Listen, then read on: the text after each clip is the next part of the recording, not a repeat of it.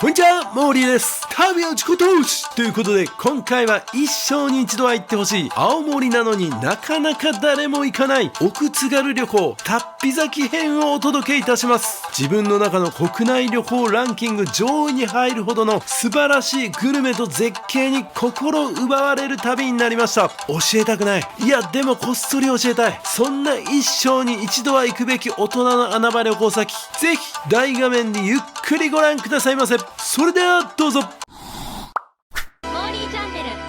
青森県の奥津軽地域にある龍飛崎は津軽半島の最北端に位置し、津軽海峡を望む絶景の地として知られています。この地域の中心となる外ヶ浜町の人口は約5000人。かつては本州と北海道を結ぶ交通の要であり、古くから海上交易が盛んな地域でした。龍飛崎の歴史をたどると、この地は航海の難所として知られ、江戸時代には津軽藩の監視所が置かれていました。明治時代以降は北海道との連絡船が運航されるようになり、昭和には日本最長の青函トンネルが建設されました。龍飛崎にはその歴史を伝える青函トンネル記念館があり、トンネル工事の貴重な資料を見ることができます。龍飛崎はまた風の岬としても知られています。冬は強風が吹き荒れることで有名で、風速30メートルを超える突風が吹きつけることもあります。そのためこの地域には階段国道と呼ばれる珍しい国道があり、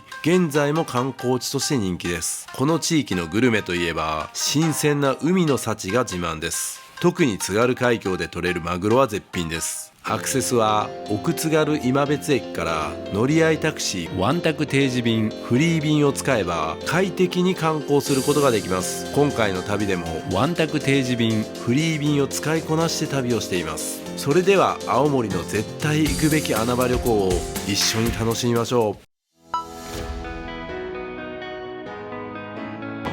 はい、こんにちは、森です。旅は自己投資ということですね。私は今神戸空港におります。今日からですね、青森に向かいたいと思います。もう本当にいい国内旅行先だなと思ってる青森に向かいます。で、その青森の中でもいやほとんどの人行かないんじゃないかなと思われる奥津軽の地域を今回はね2つの動画に分けて特集したいと思います。しかもですね、レンタカーを借りずにタクシーとか電車とかを使って、その雪道怖いっていう人でも大丈夫なプランで今回お届けしたいと思います。いやこんな動画誰も撮らんだろうって思うんですけど、やっぱ大人の穴場旅行をねお届けする僕としてはやらないといけない。めちゃくちゃ楽しみです。それでは秘境行きたいと思います。そしてその青森の奥津軽の最後は青函トンネルを使って函館まで行って、函館の旅も楽しみたいと思います。それでは行ってきます。はい、今回は富士ドリームエアラインズで行きたいと思います。なんと富士ドリームエアラインズを使うと神戸から青森は直行便があるんですね。これは嬉しいです。重さが20キロ超過していて追加料金になりそうだったんで1キロ減らしました。僕のカバンの方に入れてギリギリ OK です。また最高でした。この紙に10分前までに搭乗口にお越しくださいって書いてたから、12分前に来たらか僕が最後でした。どういうこと？まだ大丈夫でした。この神戸空港もね、2025年から国際線も就航するんでめっちゃ楽しみです。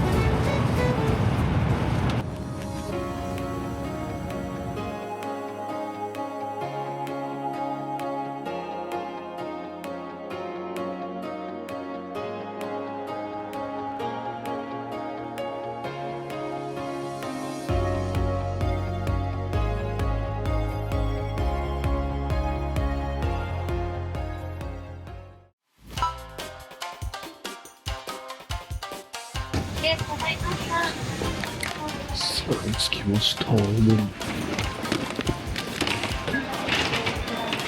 あそれでは青森空港に着きましたので、バスで駅の方まで向かいたいと思います。青森駅は2番乗り場ですね。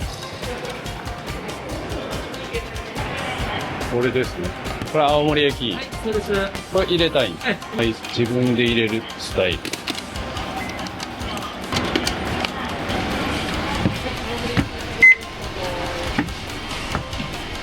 電源もって売り方ですね。携帯電池。さ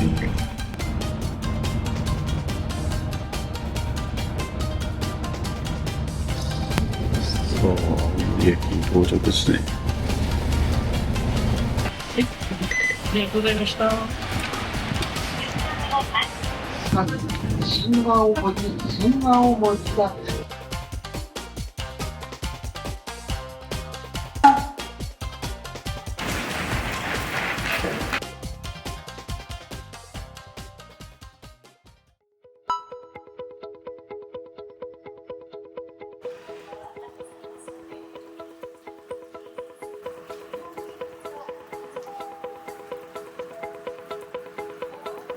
はい、こんにちは、森です。旅味小藤ということですね。私は今ですね、奥津軽今別駅というね、もう初めて来た駅に来ております。ここはね、新青森っていう駅から新幹線に乗ってここまで来たんですけど、で今回何をしたいかというと、ちょっと動画を2本に分けてこの奥津軽の地域を旅したいと思います。でおそらく僕の視聴者の皆さんもこの奥津軽の地域って多分ほとんど行ったことがないっていう人の方が多いんじゃないかなと思うんですよ。実際青森の人に聞いてもその辺は行ったことがないっていう人が多い、まさに大人の穴場旅行と言える場所なんじゃないかなと思ってるんですよね。ここのね奥津軽今別駅から、今別駅っていうところもあって、そこにね電車で行こうかと思ったんですけど、なんともう廃線になってしまってるということで、じゃあ旅できへんやんみたいな、ね、感じなんですけど、実は僕も全然知らなかったんですけど、めっちゃ便利なサービスがいろいろとやっぱ代替でされてて、ここですね、ここの柱を見てほしいんですけど、このなんかワンタク定時便とワンタクフリー便っていうのがあって、ここに泊まるみたいになってるんですけど、めっちゃ雪降ってきてるやん。やべえ、今日雪男来ましたからね。はい、このワンタク定時便っていうのがもうその電車みたいな感じで時間が決まってて、バスみたいなもんですね。そういうタクシーなんですよ。であとフリー便っていうのが普通のタクシーみたいに予約して、ここからここまで行ってほしいって言って、この奥津軽の地域のその限定した区間になるんですけど、めっちゃお得な料金で行けるんですよ。確かねワンタクフリー便も1回500円とかで行けて、普通にタクシー頼んだらもう何千円かかるんじゃないかなっていうところを500円で行くことができるという、それをね利用して今回奥津軽旅したいと思います。レンタカー借りてねいろいろ回ってもよかったんですけど、せっかくこんなんがあるんで安く、しかも安全にね、こんだけ雪降ってたら運転厳しいわみたいな、雪道怖いしみたいな、だから冬に青森なんか行けないと思ってる人多いと思うんですけど、それは大丈夫ということを今回お届けしたいと思います。ただこんだけ雪降ってるから結構定休日とか多そうやけど大丈夫か、ちょっと行ってみたいと思います。本当に2回に分けて、奥津軽の龍飛崎って多分有名だと思うんですよ、津軽海峡冬景色とかの曲とかで有名な龍飛崎の方に今回は行くのと、そこで1泊して次に反対側の方を回るみたいなことをやりたいと思います。さあどんな旅になるのか、それでは行ってみます。なんかめっちゃあられみたいなの降ってきた。やべえやべえやべえ、あかんかんかんかんかん。はい、そしてですね、奥津軽今別駅にアスクルっていう、アスクルお土産屋さんみたいなのがある、そこもちょっと寄りたいと思います。ワンタクの時間がね、10時32分だったかな、あと15分ぐらいあるんで、その間にちょっと行きたいと思います。はい、今別アスクルめっちゃ降ってきたけど、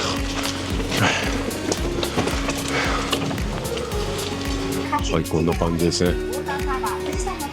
新幹線の時間も書いてますね。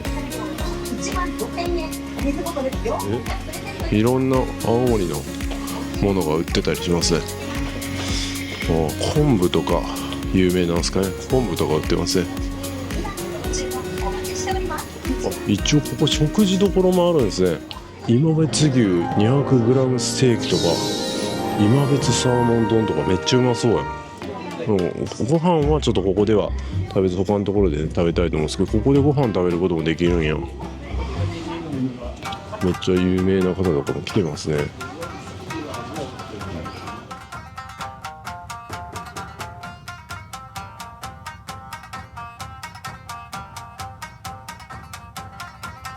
ご当地堀西っていうのもあるんや。キャンプとかする人に有名ですね。あともずくうどんもおすすめとのことですね。このあらめっていうのをお味噌汁とかに入れると美味しいみたいな、これなんなん海藻になるんですか。あ、昆布か。昆布が有名なんですね。これがワンタク、これに乗れるんですね。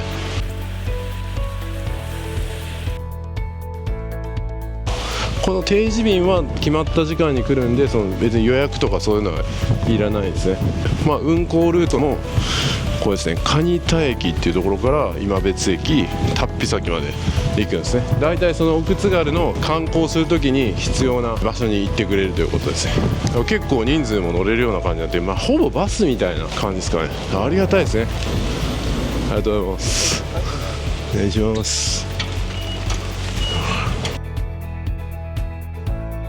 このワンタクっていうのはどこが運営してるんですか。 JR あ、JR さんがやってるんや。なるほどな。だからまあ電車代わりみたいな感じなんですね。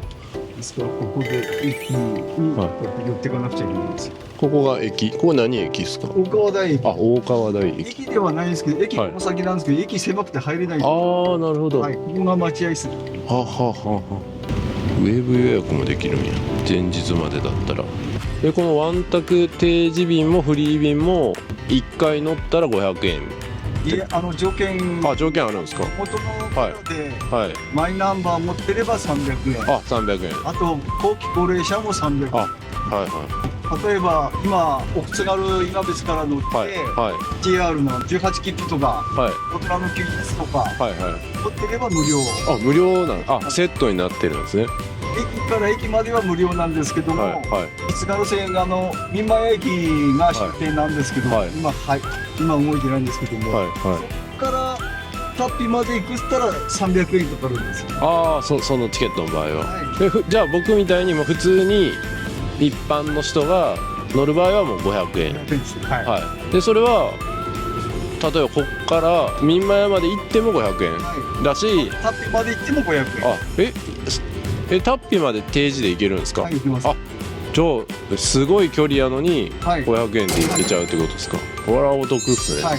だから一つ一つの駅で降りたりするとその都度500円かかるってことですね。何も起きなければはいはい、そうですね。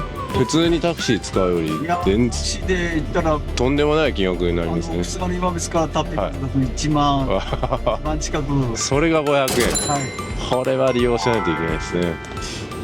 ああ、確かに18キロもありますもんね、タッピ先。そらかかりますね。普通のタクシーやったら1万。お、コンビニとか見えてきた。これが今別駅、もうここは廃線になるんですよね。ですね。ありがとうございます。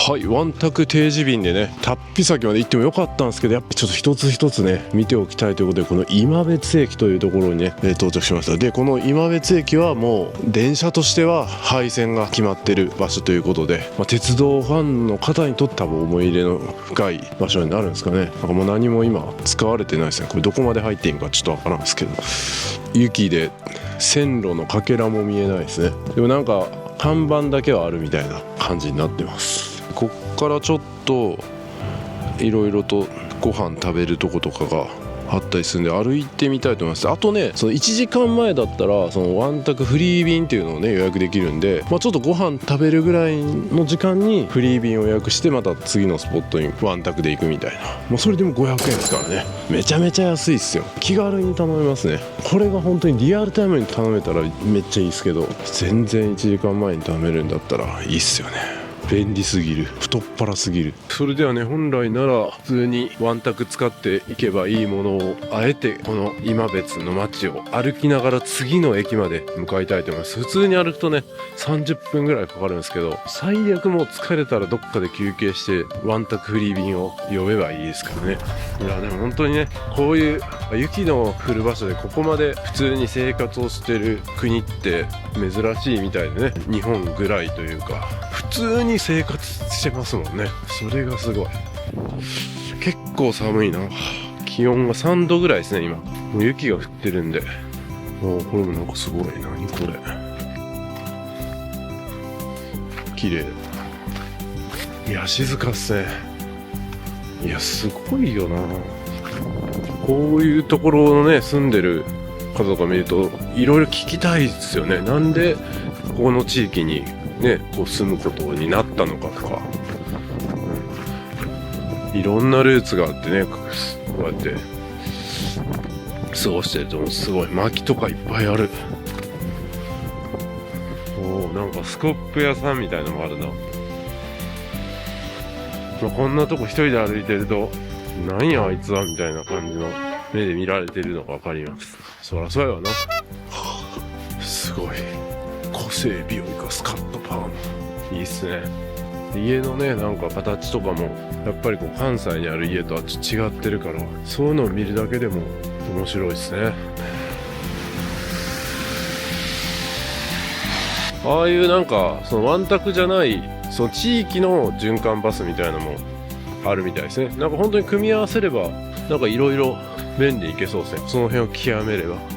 しかもなんかこの辺の人とかにこう連れてってくださいって言ったら連れてってもらえそうなぐらいな空気感がある。おおすげえ、雪を乗せてる。この JR の線路もこれは使われないっていうことですね。いずれこれもなくなるんかもしれないですね。いや気持ちいいな。雪男だけど晴れ男でもあるから晴れてきたな。あれワンタクやな。ワンタク行ったり来たりしてる。あ、循環バスは循環バスでやっぱあるんですね。1時間にでも結構その時間いろいろな時間乗れるな。夜になるとほとんど少ないですけどね。オリオン美容院前で美容院がこの辺なんか美容室多いな。今別八幡宮。これもいいっすね。なんかタバコ屋みたいな感じ。これが八幡宮か。そっちちょっと行ってみるか。八幡宮もあるな。いい感じやな。なんか雪景色もあって、この八幡宮いい感じ。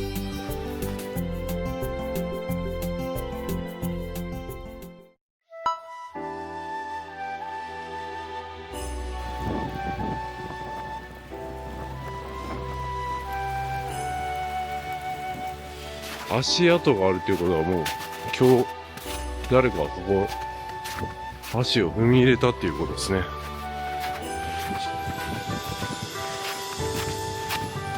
あと密かに嬉しいなと思ってるのがこうワンタクとかをね利用することでそのレンタカー使わずにね旅すると何がいいかってお酒飲めますね。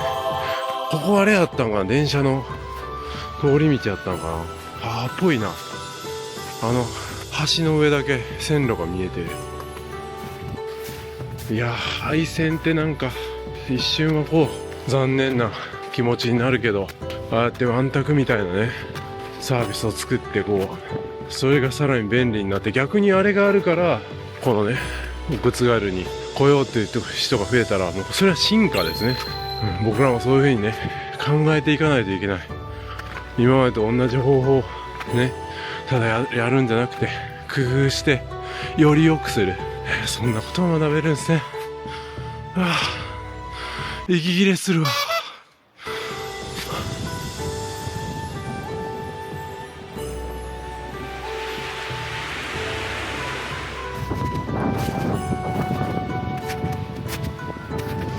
さすがに雪だからこの辺は歩いてないけど、でも歩いてここに来た人がいるってことは何かしら、この足跡新しい誰かが来てる。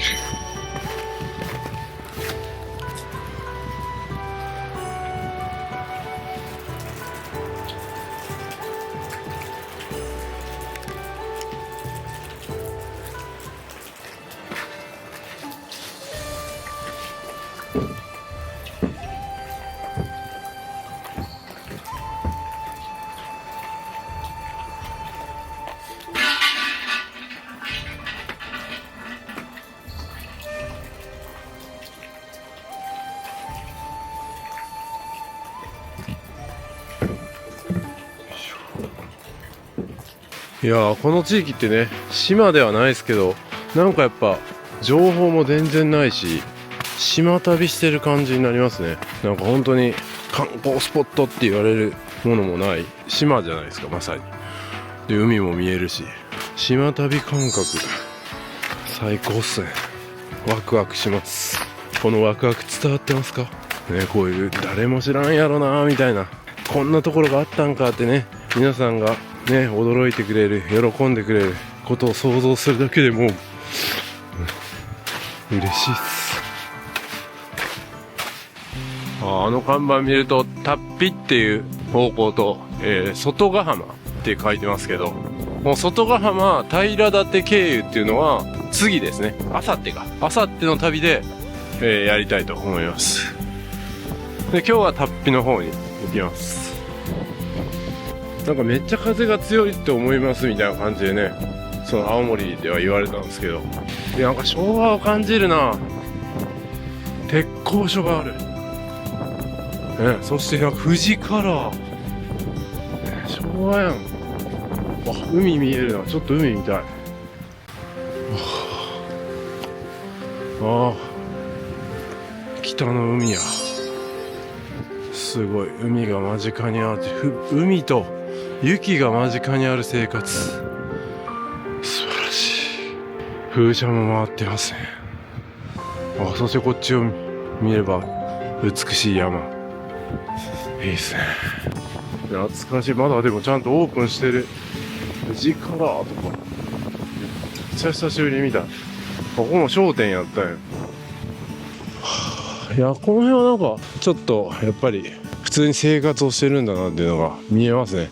整骨院とかもあるし、整骨院藤田、こんなん Google マップとかでも全く出てこなかったっすよ。だから本当に僕はね、 Google マップに載ってるものを頼りにこう旅したりしますけども、ここに来ればそれすらも載ってないみたいな。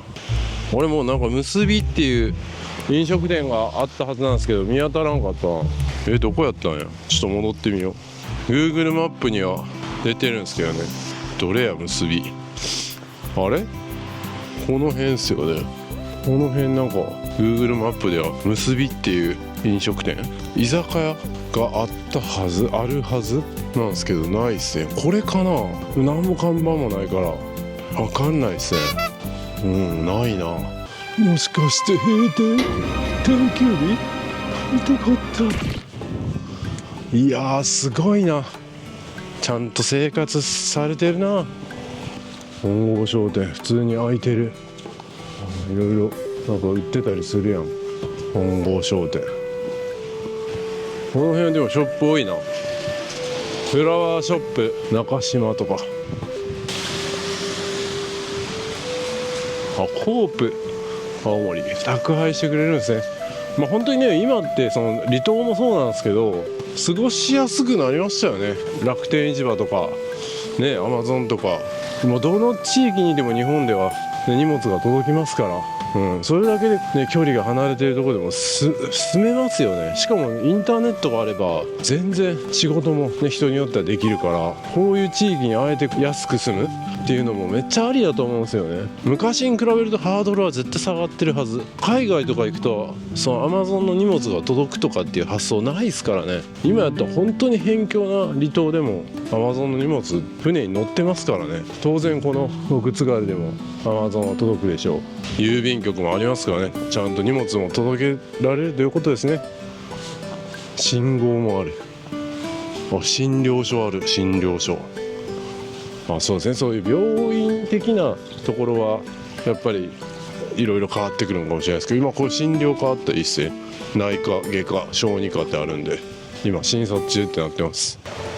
こんなとこにさらしなそば屋さんとかあるやん。そばを食べることもできるんですね。こんなとこにいい看板あるやん。次はどこに行こうかと。冬だったら龍飛崎、夏は荒間っていうんかな。五所川原市ね。はい。今別を支える特産品たち、今別牛、今別サーモン、アスクルって売ってたな。シャインマスカットもなんや。このアラマっていうね、やっぱアラマのお酒、これ飲みたいですね今日。一級入魂かぼちゃ、かっこええな。僕の動画も一級入魂しますよ。子供からお年寄りまで元気に安心して暮らせる街、いいっすね。素晴らしい。ふれあい文庫休憩所、何やこれ。サイクリングマップみたいなのもある。サイクリングも確かに、なんか本いっぱい置いてる図書館みたいなとこか、ここ。ここにマップあるな。今ここか。そばさらしのありましたね。診療所とかありました。でこの先もなんかいろいろあるんですね。でそれがここになるのか。僕はこっから来たな。この今別からこう来ましたけど、サイクリングロードとしてこういう風な感じで行ったりとか。はい、これは今度後の旅でやりますけど、今日はこっち側ですね。こっち側行きます。民馬屋っていうところまで、ね、電車があったけど、奥津軽今別からこの路線が廃線になるということですね。いろいろあるんですね。青函トンネル入り口広場とかね、いいですね。だから新幹線は通ってるんですよ。この2つ、この紫色の新幹線のラインはそのまま新幹線が通ってると。このローカルの電車が廃線になるということですね。ようやく僕も理解しました。理解せずに来てたんかいみたいなね。歯医者もあります。安心ですね。また美容院出てきた。髪切る人多いな。寒い地域の人は髪が早く伸びるとかあるんですかね。なんかありそうですけどね。なんや、何屋さんかわからん。はい、ここも商店がありますね。桜庭洋品店、本覚寺。あそこにお寺もあるんですね。本覚寺。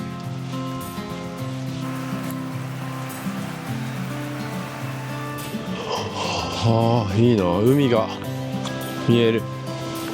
カモいるやん。今別カモいるじゃないですか。おい逃げんなよ。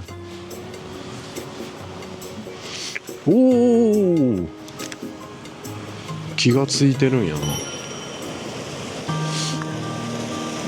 すごいな。これ水がめっちゃ流れてるけど、これ雪解け水なんかな。海や海。す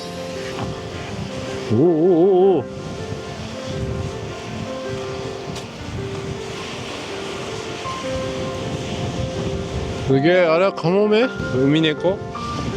寒っ。こうやって歩いてるとお腹空いてくるな。ダイエットになってるんじゃん。地蔵もあるな。清行寺、またお寺があるんですね。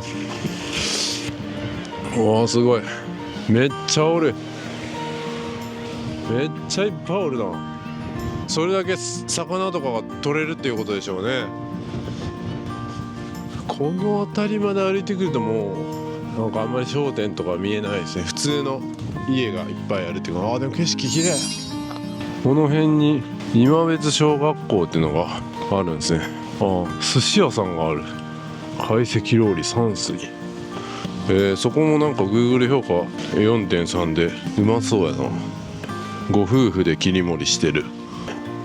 でこっからまっすぐ行っても駅に行けるんかな。ここはやってるんかな。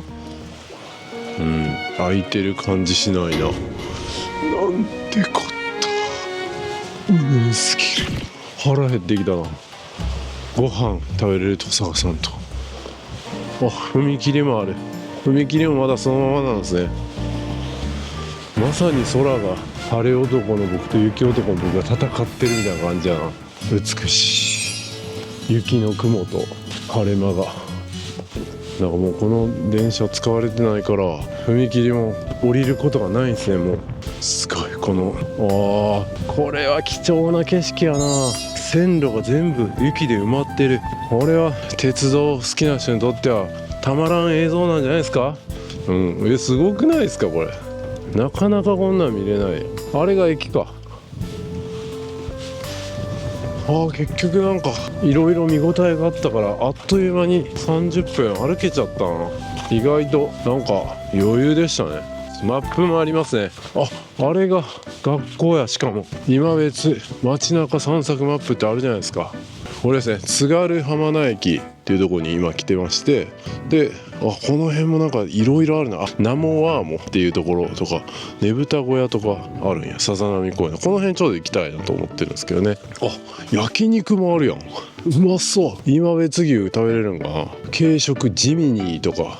なんか結構いろいろあるな。あれ違うな。違うこれ閉まったな。この辺まだ行ってないな。ナモワーも行くの忘れてた。ちょっと行かないといけない。そっち行くの忘れてた。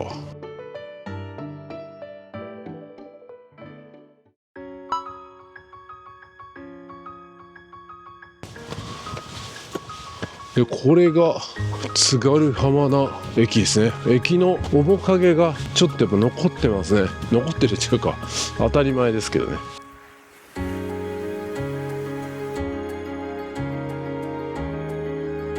いやー、こんな線路が全く見えないとかね、なかなか経験できないんで素晴らしい。そしてあれが学校ですね。これは看板もある。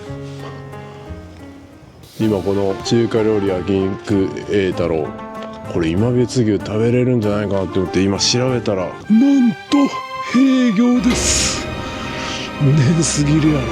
危ねえ。歩いていくとこやった。さっきのね焼肉ダメやったから軽食地味にこれにしようかなと思って調べたら、なんとこっちも閉業です。どないなってんねん。いやもうちょっとね、さっきもどこも空いてないんでちょっと行き忘れたここに行こうと思うんですけど、その間にも何もなさそうだったら最初のねスタート地点ですね。ここじゃない、今別でもないな、もっと前か、奥津軽今別駅、そこに今別牛か食べられるとこあったんで、そこまでね戻ってもいいかなと思うんですよ。で普通だったらそこ戻るのも結構大変ですけどね、ワンタクで500円で戻れちゃうんで全然そういうプランもありっすね。行ったり来たりするみたいな。だって行って往復しても1000円ですからね。500円で全然いいっすね。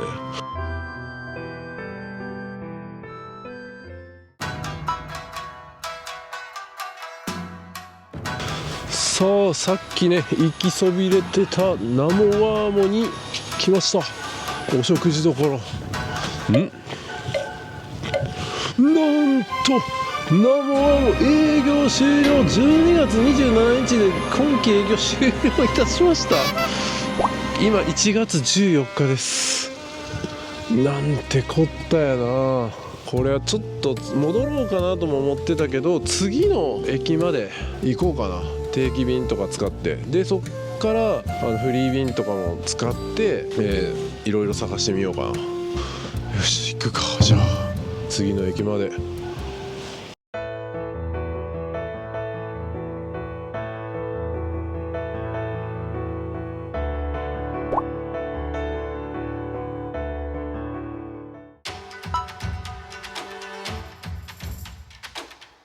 さあやってまいりました。ご飯どころ浜所海に来たんですが、ここめっちゃ良さそうやのに、まさかのここもお休み？マジで？嘘だろ。なんとお休みか。マジかよ。無理すぎるわ。どういうことやねん。またすぐにタクシー呼んでもいいけどちょっと待たないといけないから、この秀寿司っていうとこがあって、ここやってそうなんで、ここ歩いていこう。10分で行けるんでね。ここにね、なんか義経海浜公園とか、目の前にね義経寺かなと思ったら義経寺って呼ぶらしいんですけど、なんかその義経が奥津軽結構関係してるみたいで、ちょっとその義経寺あそこ登るんか。ちょっと登ってみようか。でチャット GPT でね義経のことについて調べてみました。義経奥津軽何かあるんかなと思って、じゃあ奥津軽と義経に関する話題としては、義経、源義経の伝説やゆかりの地がいくつか伝えられていますと。特に津軽地方には義経が逃亡の際に関わったという伝承が数多く残っていますと。義経と奥津軽のゆかり。源義経は兄源頼朝との争いに敗れ北に逃れる途中で津軽地方にも立ち寄ったとされていますと。で義経は、現在の岩手県ですね、岩手県からさらに北上し津軽地方を通って北海道や最終的には大陸に渡ったという北高伝説っていうのが残ってると。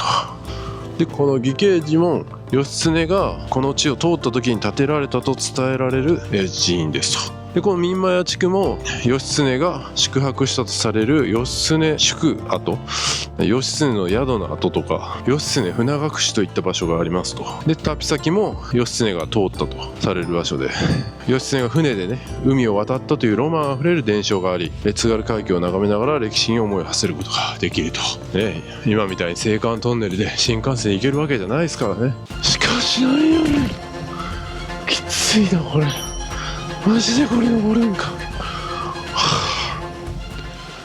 あ、でも景色きれい、海を眺められます。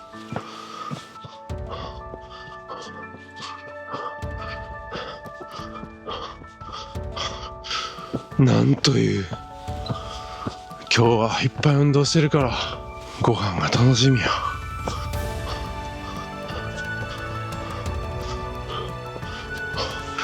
まだあるか。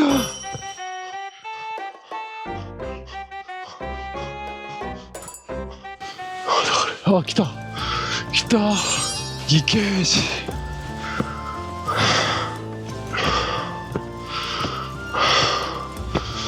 おお、すごい、立派やな。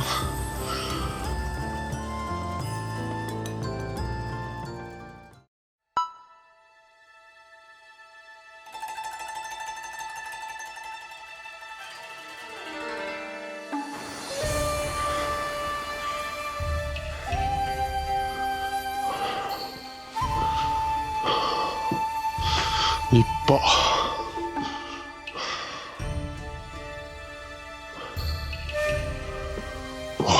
あ、しかも電気もついてる。あ、立派な鐘もあるし、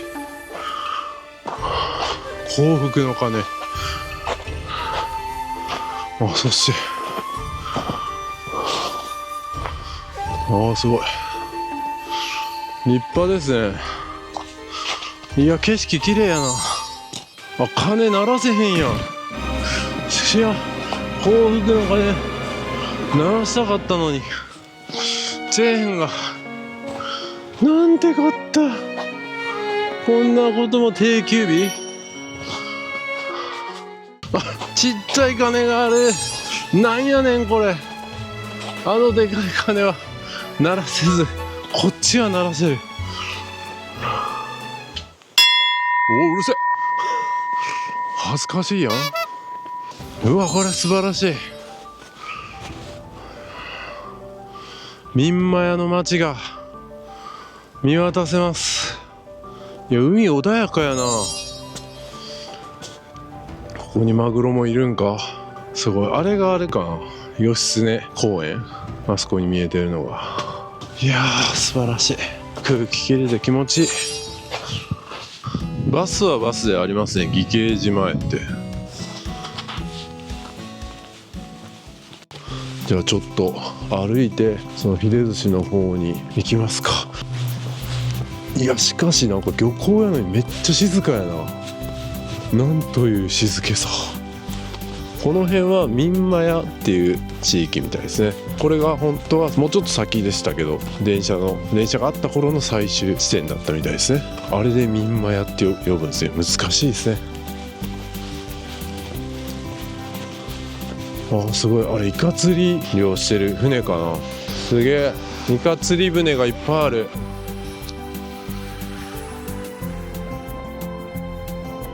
いや、なんかいい感じやな。お、何あれ、ホープスマイル便。移動販売とかありがたいですね。また普通のね観光スポットに立ち寄るとはちょっと違う感じの見どころがありますね。こんな感じで生活してるんやみたいな。スキーの板がめっちゃある。あそこのなんか神社みたいなのあるな。何あれは連絡書。ラーメンっていう文字がうっすら見えてるけどもうなくなったんですかね。イカ、縄干し、あそこも写真展があるな。写真展多いな。これ記念写真とか撮ったりとかするんですかね。郵便局、民間や郵便局。ちゃんと駐在所。悪の手に乗るな、染まるな、くじけるな。あれ、こっから通れへんよ。コンビニもある。なんか握り寿司って書いてるな。あれ、この辺寿司屋さん。もう近いな。ここ曲がったとこや。あったひれ寿司マグロって書いてる。来ました。急にめっちゃちゃんとしたお店でありがてえ。もうほとんど薄くなって見えないけど、マグロ、民間やマグロって。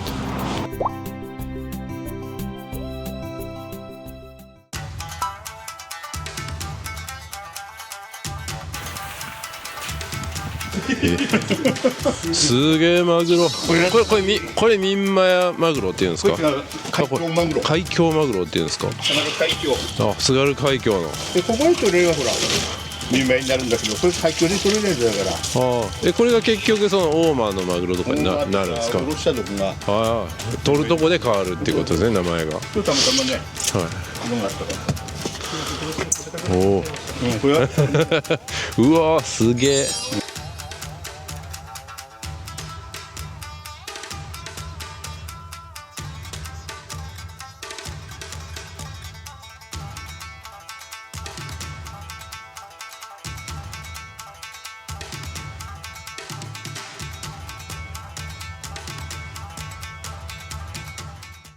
のうりっちゅうふのり海藻。ふのりの味噌汁。そして民間やマグロ丼特上です。きた。はい、それではね、いただきたいと思います。で、この今回の旅でそのワンタク定時便とかそのフリー便を使うことのメリットはいつもの僕の旅だったらね、レンタカーを使って旅するんで夜までね飲むのを我慢するんですけど飲めちゃいますね。ありがとうございます。じゃあ早速いただきます。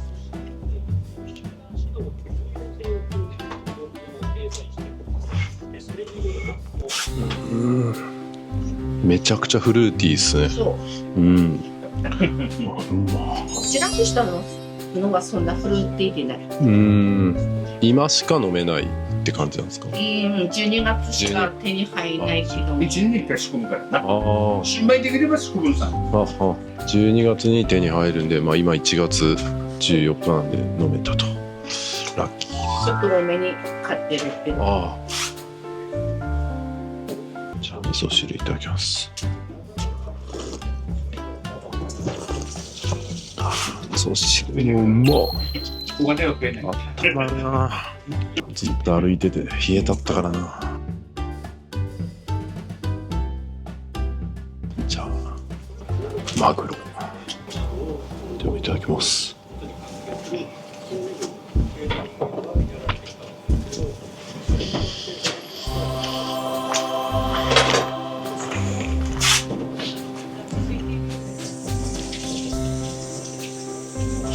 来ましたね。いやー、ここまで来た甲斐がありましたね。めちゃめちゃ美味しいですね。本当に。はよかったよかった。い、一瞬で溶けますね。いやー、素晴らしい。そしてこれと合いますね。めちゃめちゃ合う。ワンタクフリー便使うとね、もう直接ここにもたった500円で買えるんで、ね、その浮いた分ここで奮発してほしいですね。ぜひ特上。いやー、いや、これを食べるためだけにこの奥津軽来る価値ありますよ。本当に。しかも、ワンタクフリー便使えば、新幹線降りて、たった500円で来ることができる。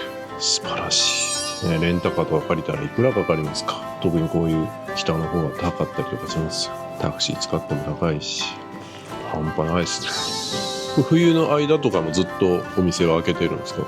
ずっとやってます。年中。おーすごい。いや結構なんかもう休みのところばっかりやったんで、冬季休業みたいなお店がいっぱいあった。一番年中。素晴らし休みたいんだけど。い。休みたい。もうそろそろいい感じにやられたいんだけど。そして半世紀。本当ですか。50年。すごい。だからもう地方通り。本当やめてしまったらこの辺でこういうのは食べるところなくなりますよね。でもね、人のためっていうか自分のために。そらそうですね。そらそうです。誰かやってくれたよ。どうですか？やらないですか？ここに移住してやらないですか？チャンス転がってますよ。本当にでもこの店なくなったら困るな。引退したら何がしたいとかありますか？いや、元気なうちに旅行でも旅行ね。そらそうっすよ。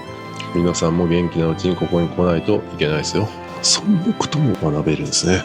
元気なうちじゃないとやっぱできないですもんね。旅行はね。この奥津軽もね、いつか行こうと思ってたら行けなくなっちゃうかもしれないですよ。ぜひ今すぐ行きましょう。僕が住んでる神戸からはワンタク出たらええのにな。これマグロを釣る人はまた別でいて買ってるみたいな感じなんですか？そう。マグロは昔と比べてその数が減ったとかそういうのはないんですか？他の魚とか昔はよく取れてたけど今温暖化の影響で取れなくなったとかそう聞きますけど、マグロは変わらないですか？へえ、安定してるんや。マグロチャンスですよ。ここに移住してやった方がいいんじゃないですか？ずっとこちらに住んでるんですか？住みやすいですか？海は好きな人がいい。そう、自然が豊かで。はい、空気とかもなんかでもめっちゃ綺麗ですよね。食べ物もいいし、でもね、買い物とか病院とか。でも買い物今ネットで買ったりとか、ネットでもね買い物。全然届きますよね。アマゾンとか。買い物がちょっと不便って感じですか？買い物難民ですよ。まだ運転できるからいいけどね。運転できなくなったらもう。そうか。基本的には予約した方がいいですね。僕みたいにいきなり行くとかありえないです。たまたま僕は入りましたけど、ちゃんと予約してくださいね。夜もやってるんですけど、やっぱほとんどお客さんは昼の観光客が多いみたいですね。外国人も来るんですか？知ってるんや。今やなんか日本人より外国人の方がこういうとこ知ってますよね。すごいリサーチ力。昨日も青森駅の前で飲んだんですけど、上海の人が隣に来ておすすめを全部食べたいみたいな感じでちゃんと全部食べてたし、上海とかになるともう結構上品な方が多いので、今まで僕らが思ってたその中国人のイメージとか全然違う感じでした。台湾とかもますけど、ルールマナー。そうです。ちゃんとねしてます。むしろ日本人よりちゃんとしてるんじゃないかなみたいな。素晴らしいです。1万2000とか見てびっくりした。大間やったらこの一切れって一塊これで1万円。1万2、3千。でも同じマグロなんですよね。そうね。取れた場所が違うだけで名前だけで変わるんですね。民間屋のマグロも大間のマグロも一緒なのに名前だけで値段変わるんですね。僕も大間のモーリーって言ったら価値が上がるっていうことですね。そんなことも教えてくれるんですね。名前大事やな。大間のモーリーチャンネルにしようか。お寿司のコースはどこにですね。特上寿司2200円安い。おまかせコース6000円は刺身とか地のものとかお寿司もあるんか。いろいろあるみたいです。これもいいな。また来たい。そうですね。油がね。そうですね。もう、あれぐらいじゃないんだ。うちの孫の高校生が胸焼けするって食べてたよね。正月。日本人ね、一番マグロを食べるうち。過ぎでね。これは握り30個もの食ってるからね。トロばっかり。気がね。一日2食はすごいっすね。だから一応うちのポスターにされてた。おお。あ、本当ですか。後でちょっと取ります。3歳。贅沢な味を3歳から覚えてるんやな。全国発送もしてくれるじゃないですか。これですね。3歳の子があのトロを食べてる。半端ないですね。いやー、美味しかったですね。そしたら今から今日泊まる旅館の方に向かいたいと思います。ワンタクフリー便で行きます。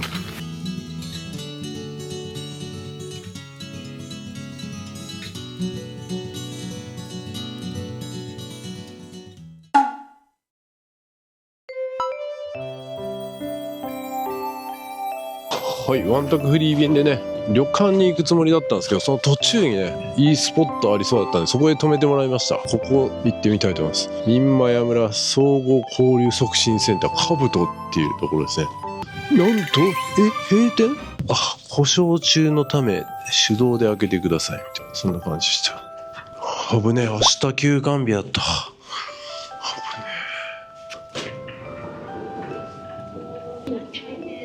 ここでご飯も多少食べれるんや。かき氷とかおにぎりとか鍋焼きうどんとか。あ、三間屋名物なんや。若生おにぎり。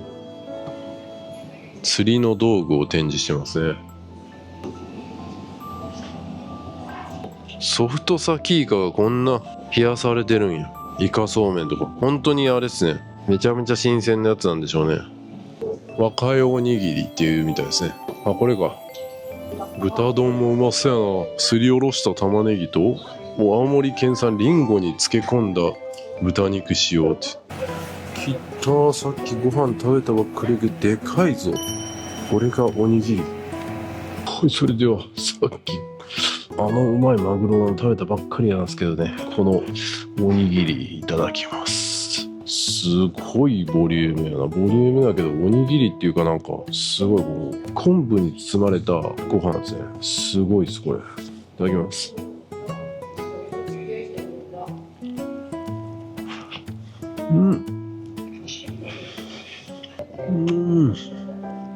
昆布の塩加減と香り、これは素晴らしい。その中にめっちゃめちゃホクホクの美味しいご飯があるから、これうまいな。シンプルやけどめっちゃうまいわ。あったかいしうまい。昆布とご飯ってこんなあるんや。最初ね、ここを旅するって決めた時は全然 Google マップにもなんか情報がないんで、いやどうなんねんみたいな。ご飯難民にもなるし、そのどうしていいかわからんみたいな感じになるんじゃないかも予想したんですけど、いやまあ来てみればうまい店もねいっぱいあるし、ああいうワンタクとか使ってめっちゃ快適に旅できるし、徒歩で歩いてても面白いし、やっぱり行ってみないと分かんないですね。皆さんはねこの動画見てこの場所の魅力分かったんじゃないかなと思うんで、安心して行っていただければと思うんですけど、いや僕ほんと不安でしたよ。ありがたいですね。しかもこんなおにぎりがあるなんて全く情報なかったですよ。米は秋田小町みたいですね。秋田の食べも良かったですね。食べ方がちゃんと食べれたからね。ちゃんと食べれました。なんかそんな正しい食べ方みたいなのがあったんですか？昆布って長い、これがこう長い状態でこっち側にこう来てるので、こっちから食べちゃうと、この形だから方向、ちゃんと切れるけど、こっちから食べたらいつまでたっても切れない。そういう感じ。でもそんな感じなかったよ。そうですか。たまたまっすかね。それかもう食いちぎったんですかね。ここって夏とかは海泳げるんですか？泳げるんですよ。こんなところで。すごい。温度結構上がるんですか？寒くないんですか？夏は暑いんですか？最近は結構泳げるぐらいになってるっていう。ありがとうございます。あれがカブト岩。あれがカブト岩ってやつね。いやここで泳ぐんすね。今泳いだらやばいやろな。そんなバラエティチャンネルじゃないんでね。すげえな。こんな雪景色のところの海とか初めて見るかも。カブト岩調べてみよう。カブト岩についてチャット GPT に調べます。カブト岩は青森県津軽地方の印間谷地区に位置し、源義経にまつわる伝説が残る景勝地ですと、兜のような形をした岩が特徴でその名が付けられたと。兜を捨てた場所、この地自らの兜を捨てて身を隠したと。その兜が海に沈み、この岩が兜に似た形となったという伝承が伝わると。なるほど。最終的にモンゴルへ逃れたんや。なるほど。モンゴルの動画見てますか？そこにも義経が行ったんでしょう。あそこにいるのね、カモメかウミネコかって思ったんですけど、やっぱウミネコっすね。で、ウミネコとカモメって似てるんですけど、何が違うかっていうのをチャット GPT 先生に聞いたところですね、鳴き声がウミネコはニャーオという猫のような声を出すんですけど、カモメはギャーギャー言うと。なんかすごい悪口みたいですけどね。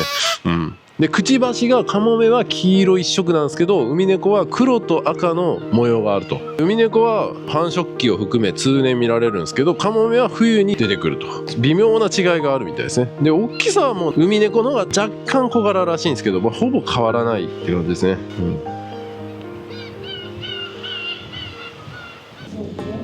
さっき食べたおにぎりですけど、塩とか全く使ってないみたいですね。海から揚げたそので乾燥させて、その海の恵みをそのまま食べてるみたいな。ヘルシーやんな。土地売ってますね。さっきのビーチからもうすぐっすよ。海の近い家が建てれる。はい、今ちょっとね歩いてきたところに、どの家もなんかああいうオイルタンクみたいなのがありますね。そして民間屋メーカーウバタマ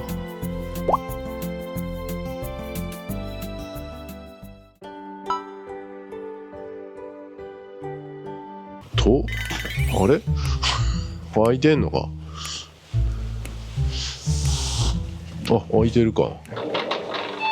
あ、開いて、あ、売ってる。こんにちは。いっぱい入ってるやつしかないんですか。10個単位で売ってる。あ、10個単位で売ってるんですか。じゃあこのウバタマっていうのはどういうものなんですか。私もはい。分かんなくて、なんかね、調べてくれた人あって。あ、そう調べてくれた人がいるんですか。なんかね、あ、京都の方にもあるとかって聞いたあ、そうなんですか。平安朝の短歌、夢の言葉、鳥の羽の玉。説明もできませんよ。ちょっと余計にわけわからへんなったな。どういうこと？どういうなんかあんこが入ってたりするんですか？中あんこなんですか？お餅みたいな感じですか？外は牛皮粉。牛皮粉。なんすか牛皮粉って？牛皮粉って米の粉です。米の粉に。外のあればこのラトガンの粉と砂糖を混ぜたのをまぶして。へえ。これも食べてみないとわかんないですね。ありがとうございます。はい。もう長年やられてるんですか？そうです。何年やってる？私嫁に来てから60年。60年やってるんですか？前から。前からやってるんですか？すごい。じゃあもう100年ぐらい。おじいちゃんが函館でお菓子屋した人で、函館の大火に焼けて、おばあちゃんがこの近所から出た人だったので、それでこっち来たらしいです。じゃあもうおじいちゃんは北海道までにした。北海道でやってたんですか？そうらしいです。もともとは。それがまあこっちに来てるみたいな。歴史ある食べ物なんですね。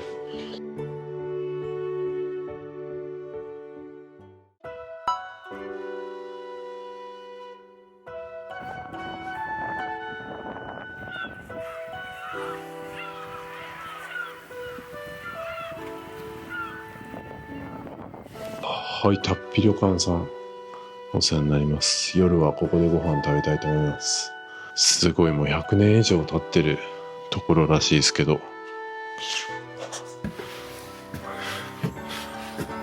2階に案内されました。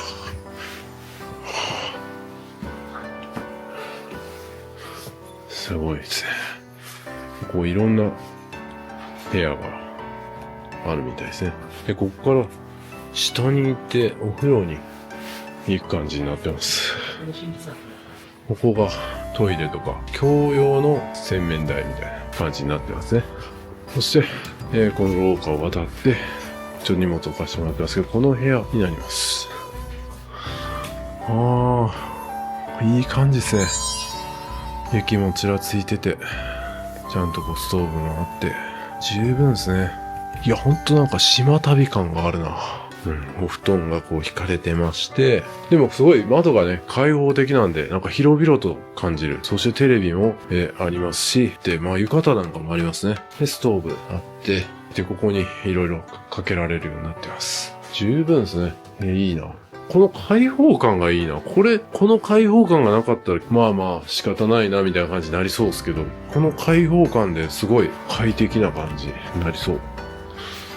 で、コンセントもこの位置と、で、こっち側にあるから、まあ普通に使い勝手いいっすよね。ちゃんとこう机もあるから仕事もね、できるからありがてえ。で、この廊下から見えるこの風景もめっちゃいいっすね。雪景色。贅沢っすね。なんかつかないなと思ったら電源が入ってないだけでした。6度。冷え切ってます。温めよう。気になる Wi-Fi の速度は悪くないっすね。全然仕事できるスピードありがたい。こんな奥津軽の場所でもこんな高速な Wi-Fi が使える。ここに移住してね、仕事することもできる。マグロのお店をやりながら移住するのいいんじゃないですか。はい、皆さん気になってたでしょう。いつになったらあれ食べんねんみたいなね、なんか宿急に来たけどみたいな、あのお菓子気になってましたよね。もう名前忘れたけど遡ってくださいね。はい、これいただきたいと思います。これうまそう。全然味の想像がつかん。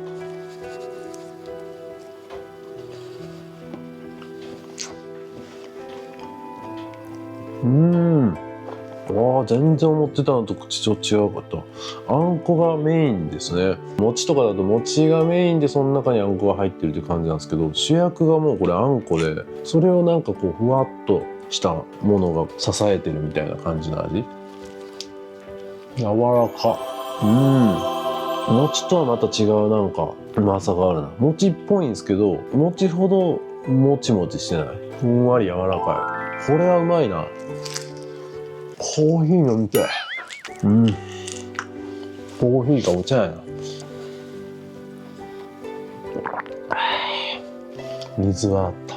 これ何日間かに分けて食べよう。何日間もかけてええんか。賞味期限のこと全く聞かんかった。うまっ。最高。はい、ヒバのお風呂。めっちゃいい感じ。めっちゃいい。しかもいい匂いがする。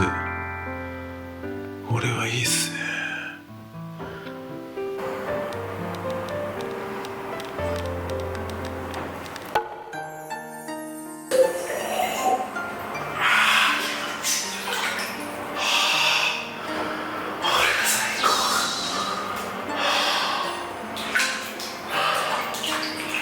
冷え切った体にしようと。あったか。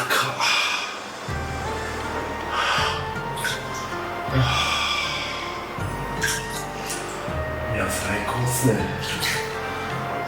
や、いいじゃないですか。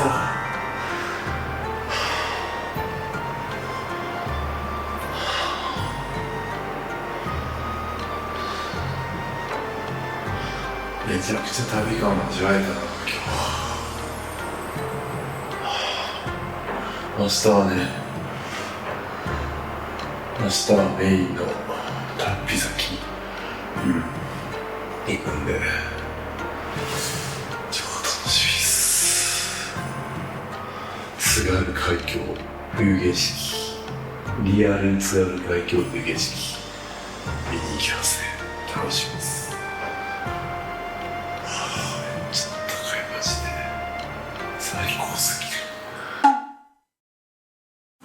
はい、それでは旅館のご飯になります。めちゃめちゃ贅沢ですね。お刺身もあるし、天ぷらもあるし、鍋、そしてもずく。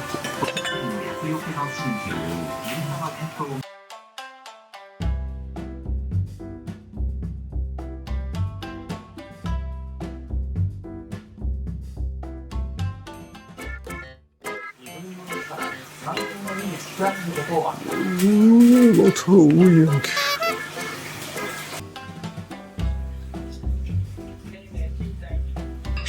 邪魔さね。これから。沖縄でも食べたくない。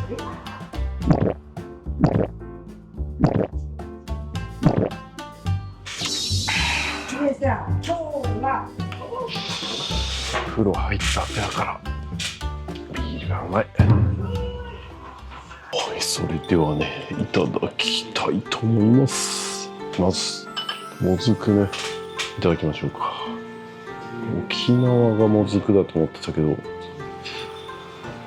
青森のもずくいただきます。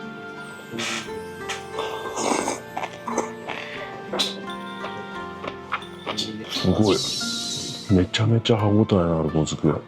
沖縄のねもずくはそれはそれで美味しいですけど、この青森のもずくは全然違うな。聞こえますかこれ。歯ごたえがすごい。それでちゃんとね、もずく酢なんでこう酸っぱさもあって、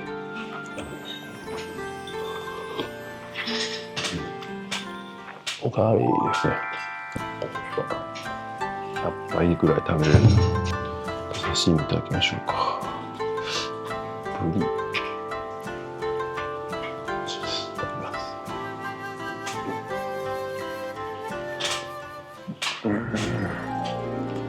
別格やな。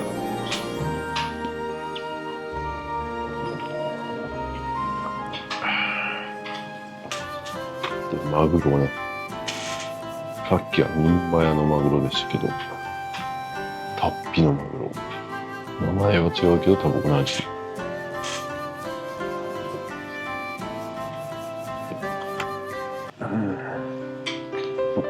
間違いないですね。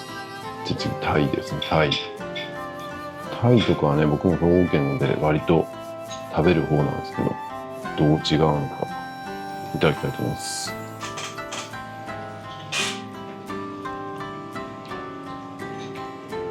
柔らかい、コリコリした感じじゃなくて柔らかい感じですね。柔らかくて透き通った感じのまた違ううまさある。めっちゃうまい。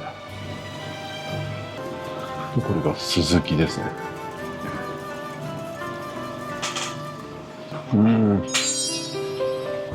甘くて柔らかい。うま。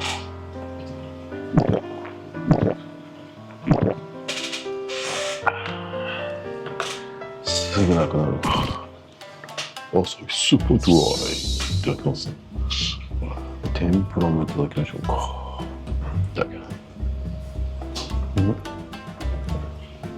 昨日うまい。山の幸までうまいんか。青森が半端ないですね。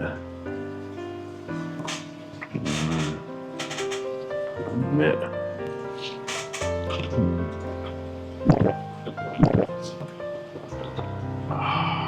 最高ですね。そしてイワシいただきましょうね。焼き魚もうまそうですね。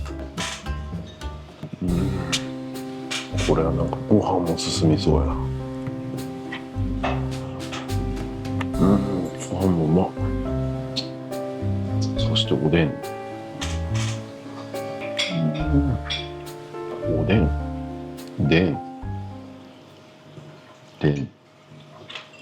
電酒飲みてえな。連想がしてきますね。津軽のビードロ。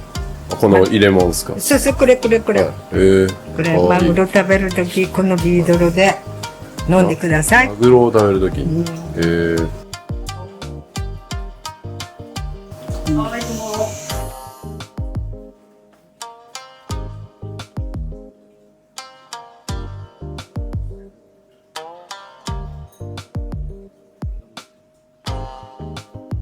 電酒も来たんで、いただきますか。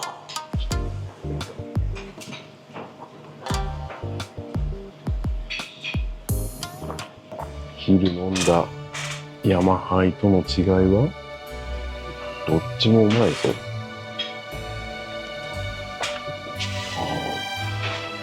フルーティーなのは変わらないですけど、若干こっちの方がキレがある感じやな。うまい。練習うめえな。買って帰りたくなるな。家ではほとんど飲まへんのに、こうやってうまいなと思うとついつい買って帰ってどんどん溜まっていくみたいなね。いやー、青森ポテンシャル高いな。全部うまいや。そういえばこの奥津軽を旅してて気がついたのは、あんまりリンゴとかがないな。リンゴ押し出してこないな。鍋いただこう。ジャップ汁やったっけ。どんな味なの。貝も入ってるね。ちっちゃい貝も入ってる。温まるな。めちゃめちゃうまい。全部合うわ。あとサーモンですね。サーモンって言ったら僕らのイメージだともうノルウェーのイメージがねありますけど、あるんですね、青森には。青森のサーモンめっちゃうまいわ。なんで出回らへんのこれは。最高ですね。いやー、これなくしたくないですね。穴場っすね、まさに。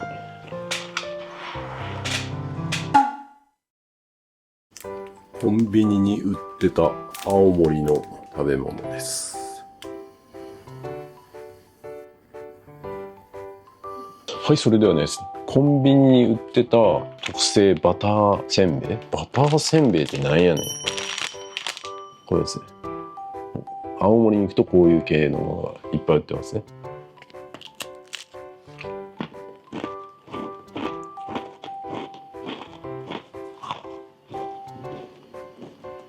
めっちゃ素朴。なんかバターっていうからめっちゃクッキーとかそういう系になるかなと思ったけど、ほんのりバターが香るみたいな。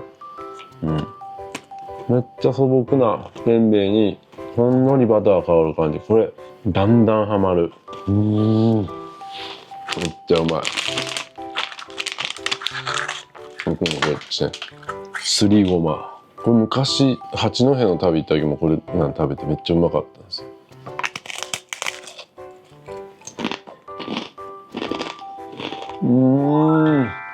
なんか黒糖みたいな感じなんですよね。甘いんですよ。ごまやからなんか別に大した味しないかなと思うけど、これマジ好きですね。毎日食べたい。柿ピーわさび好きやけども、これもちょっと毎日食べたいラインだ。最高ですね。この辺に来たら食べれるみたいなものってうまいっすね。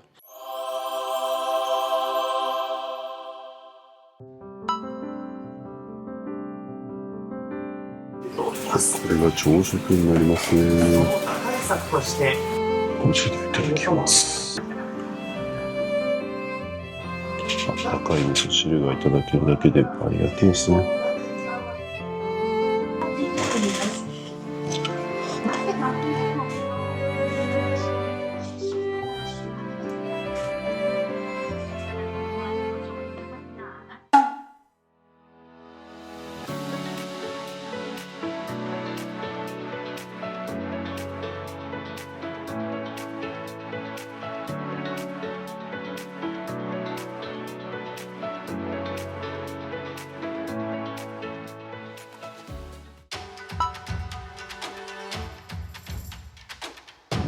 はい、それではですね、2日目最初のスポットはですね、ワンタクフリー便を使ってこの龍飛崎灯台の駐車場までやってまいりました。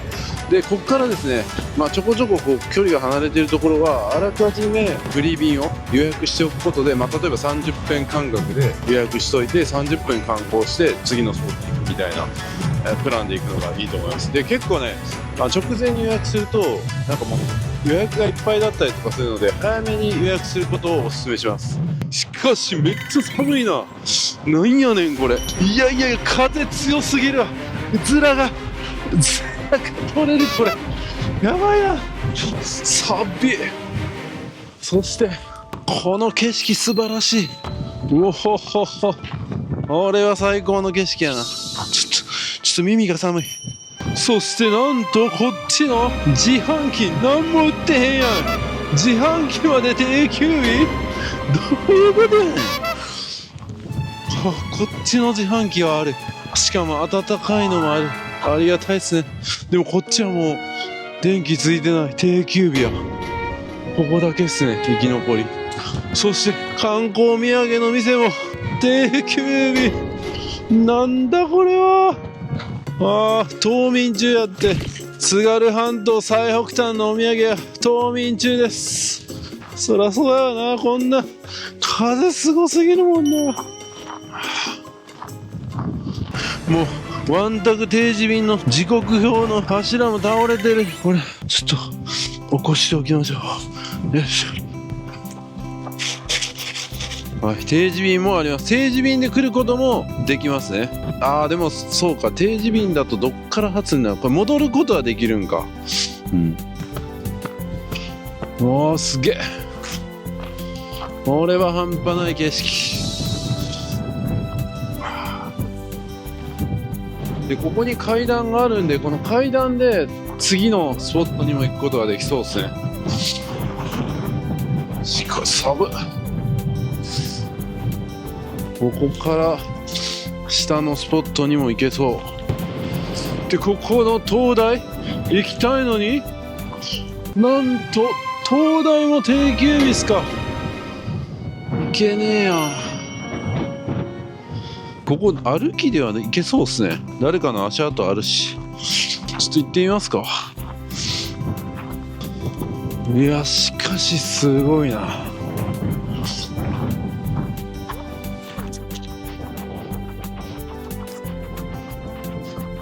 なんかこの奥津軽の地方は風が強いっていうのを聞いてて、昨日そんな大したことなかったから大丈夫やんって思ったら強いっすね。本気出してきたな。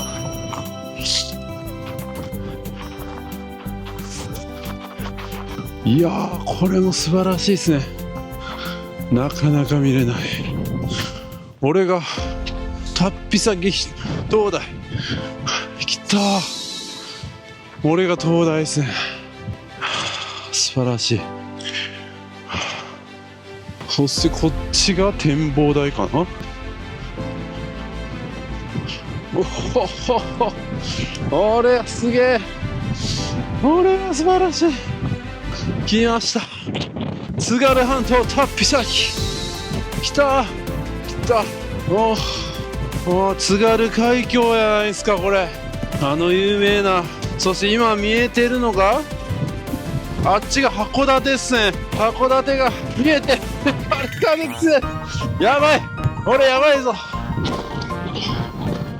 この津軽半島最北端からチャンネル登録よろしくね。パウダーチコトース来ました。素晴らしい。なんやこの風や。寒い。これはやばい。最高。でも最高の景色見てください、これ。うわー、顔冷て顔冷た。こ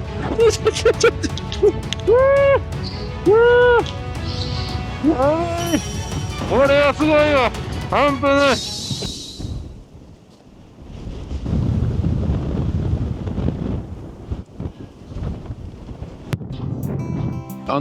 奥にね建ってる建物がレストハウスタッピっていうところなんですけど、あそこも冬季休業でした。そらそうやな、こんな風の中あそこおったら大変や。じゃあちょっとこの下側行ってみたいと思います。さあ、それではここから降りていきたいと思いますけど、なんかあれ、何あれ、傘？何かが今ある。何かが飛んできてる。傘が飛んできてるやん。半端ないな。こんな寒い時にこんなところまで来るなんてアホちゃうかみたいなね、そんな声も聞こえてまいりますけども、いや、このやっぱね、こういう端っこ最北端とかそういうところをね攻めるっていうのはね、ロマンですわ。そんな合理的に生きてるだけではやっぱ人生面白くないじゃないですか。いや、それは合理的に生きようと思ったらもうそもそも旅なんて必要ないみたいなことになってしまいますからね。でも人生はね、ほんと一度きりです。自分がやっぱできることできるだけやっていきたいじゃないですかね。そんな時にこういう、例えばこの津軽半島最北端、ロマンあるじゃないですか。一生に一度は行っておきたいじゃないですか。そんなことを教えてくれるんですね。この津軽半島最北端龍飛崎、本当に似てる。まさに旅は自己投資ですよね。本当に旅は自己投資とか、だから新しいフレーズ生み出すところやった。お、何これ。やばい。これ人間の足跡じゃないぞ、これ。ほらほらほら、これ。にゃんこ。いや、にゃんこにしたらでかいな。やばいやばいやばい。何これ。クマ。おいおいおいおい。これは誰なんや。子供。なんかちっちゃい足跡がついてますね。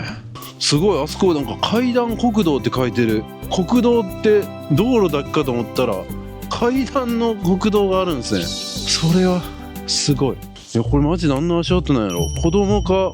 人間の足跡ではないですよ。人間の足跡から比べるとだいぶ半分以下や。何か動物やな、これ。何かが潜んでる。さあ降りてきました。階段国道。階段国道凍結の恐れあり閉鎖中。マジかよ。階段とかお休みあんの？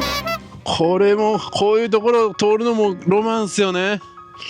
いやー、これ本当にね、夏場とかまた来てみたいな。また全然違うやろな。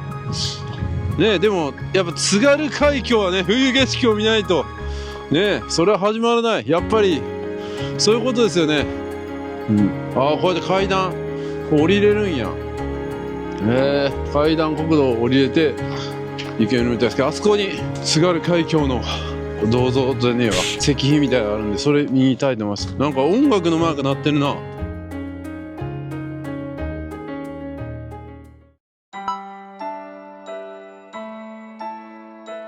まさかあれか、あれなのか。ずっと声に出そうと思いながら出さずに控えてるあれ。来た、津軽海峡冬景色歌謡碑。来たー、これはあれでしょう。来ました、津軽国定公園龍飛崎。石川さゆりさん来たー。来ましたね、津軽海峡冬景色。まさに津軽海峡冬景色ですよ、これ。いやー、素晴らしい。上野発の夜行列車降りた時からってね、ちっちゃい頃になんか紅白とかそういうので聞いたぐらいしかね、記憶にないんでね、最初と最後だけちょっと覚えてるみたいなね。僕らの年代だったらそんな感じでしょう。歌詞の中に龍飛崎とか出てくる。ご覧、あれが龍飛崎。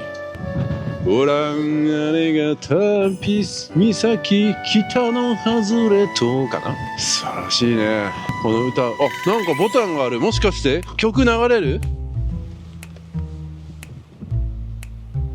来い。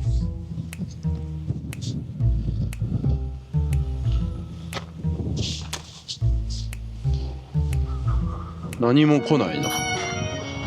何もならんす。ならないっすね。歌聴きたかったな。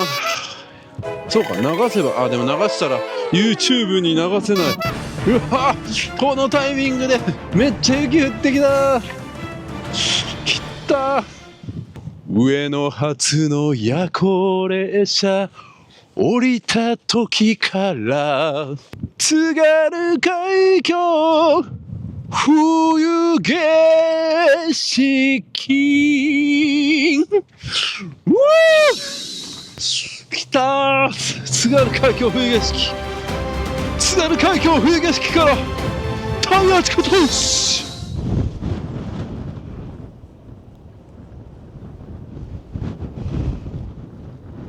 はい、あそこに食堂タッピってあるけど、もちろん定休日です。定休日、冬季休業。これは休みまみれやな。今年の営業は終了しました。もう2025年になってるけどな。2025年の営業は終了してないことを祈りたい。今日2025年1月14日15日か、1月15なんでお願いしますよ、今年明けてください。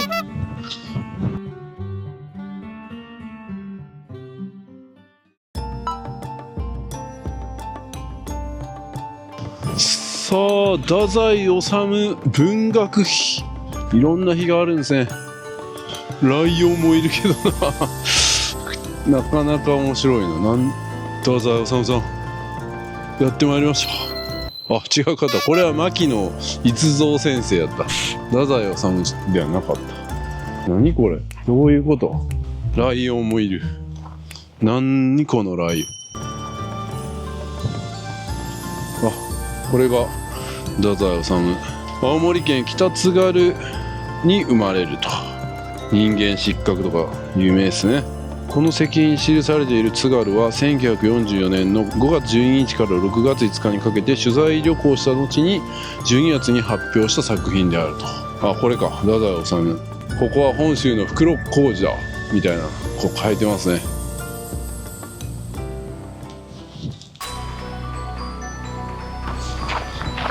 ちょっと吹雪いてきたな。おい、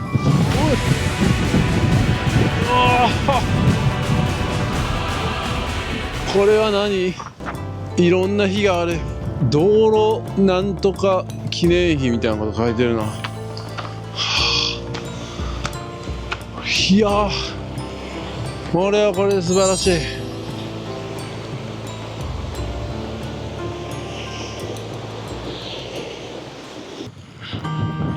ほい、それでは、ギリギリ歩ける距離だったんで歩いて、なんとこの津軽半島も島旅ができるんですね。目の前に見える帯島っていうところに徒歩で行くことができます。徒歩で行けるけど風が強い。重たげる。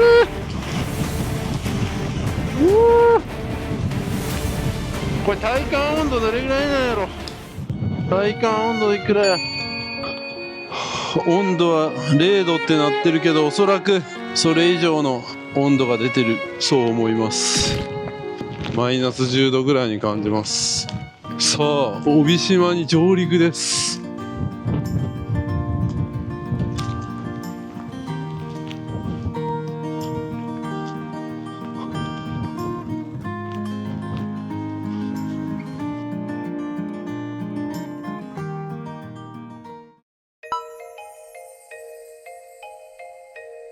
これはなんだ、すごいぞ。鳥居がめっちゃある。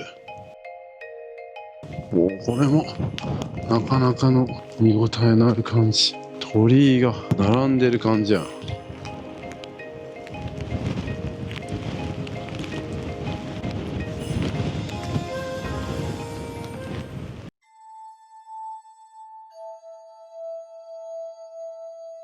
何があるんやろ、この島。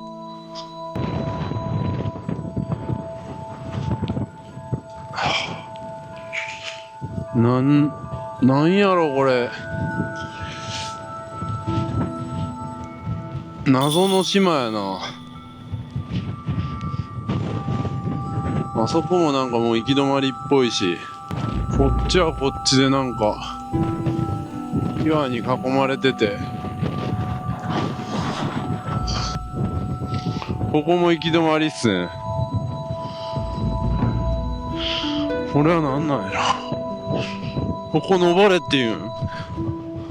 ここに来て登山？嘘でしょ。ダメよな、登った危ないよな。登るんかなこれ。登れそうといえば登れそうやけど。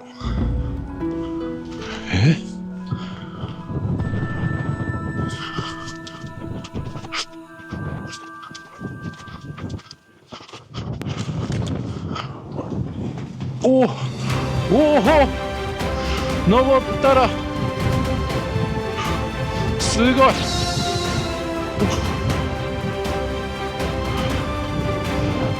これはすごいわ。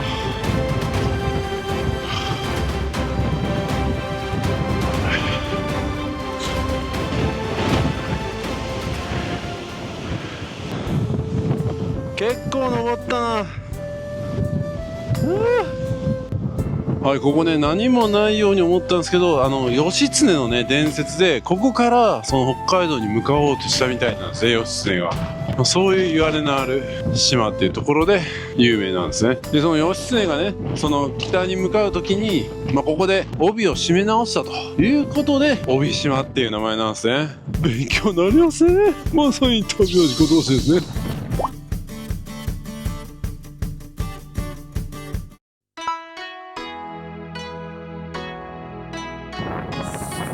めちゃめちゃ雪が降ってますけど、ご飯食べに行きたいと思います。あ、本日の日帰り入浴とかもあるけど、15時からか。あ、ここはホテルなんですね。おお、すごい。めちゃめちゃいい感じのが。マグロ漬け丼とか、津軽豚丼とかあるやん。うまそう。ラーメン、海峡ラーメン、義経丼とかもあるし、弁慶丼とか。うわ、めっちゃ食べたいのがいっぱいある。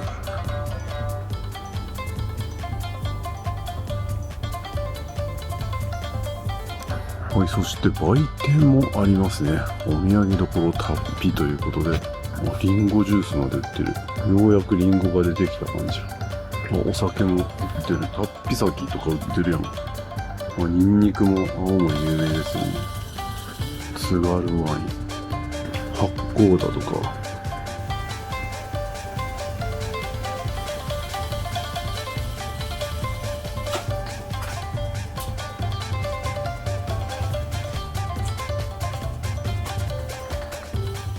たっぴ岬松川ガレー丼、これが今一押し。本来ならこっから北海道が見えるらしいですが、見えないです。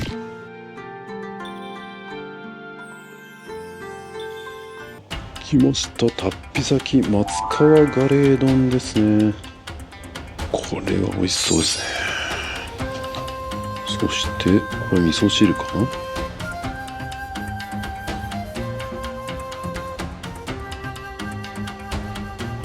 リンゴジュース、藤子ちゃん。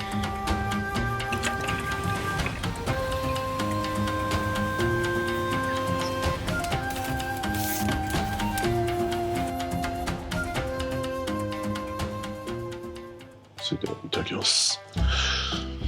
いやー、初めてですね。なんか味噌汁もちょっと違うんですよ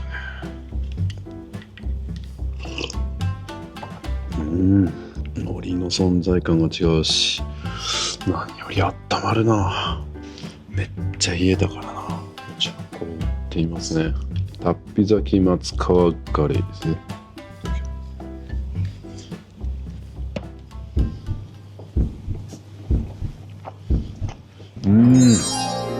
歯ごたえすごっ。あ、これはうまいわ。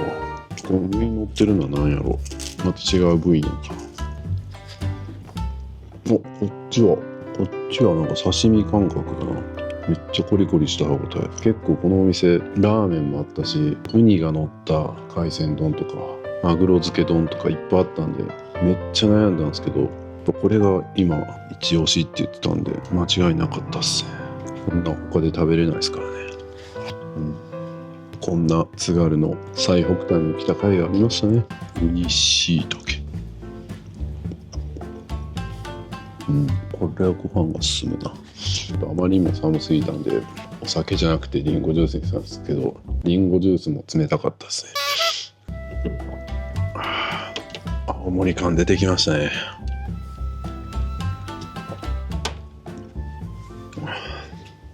実はこの後ですね、本来ならもうここで今回の旅を終わってもいいんですけど、どうしても最初の奥津軽今別駅のアスクルっていうところで見た今別ビュー、あれがちょっとねどうしても忘れられなくて、この後行きたいと思います。であそこまで行くのにかなり遠いんですけど、これもワンタク使えば500円出てきたので、また今日は昨日泊まった旅館にまた戻ろうと思うんですけど、それでもロックで1000円で行けちゃう。気軽に行けますね。ちょっとこの後そっちにも行きたいと思います。はしごですね。最高ですね。これタクシーで行ったらもうとんでもない金額かかりますからね。そのタクシー代が浮いた分で2食しちゃうっていうね、最高な楽しみ方ができます。外の景色も変わってきましたね。ピントが全然外に合わへんけどな。窓の雫にばっかり合うな。あ、来た。北海道が見えてますか、皆さんには。心を無にすれば北海道が見えてくるかもしれません。僕には見えてますよ。でワンタクがね来るまでに時間があるんで、それまでになんかここで日帰り温泉入ることができるんですよ。ここの宿泊客が入らない時間に日帰りで入ることができるんで、そのお風呂入ってね待っとこうかなと思ったんですが、なんとですね、今日はなんかメンテナンスをしてるらしくて3時からなんすね。本来なら入れるんで、皆さんはご飯食べてワンタク来る、まあ例えばご飯食べる時にワンタク読んだら1時間後とかに来るんで、お風呂入って待っとくのもいいんじゃないですかね。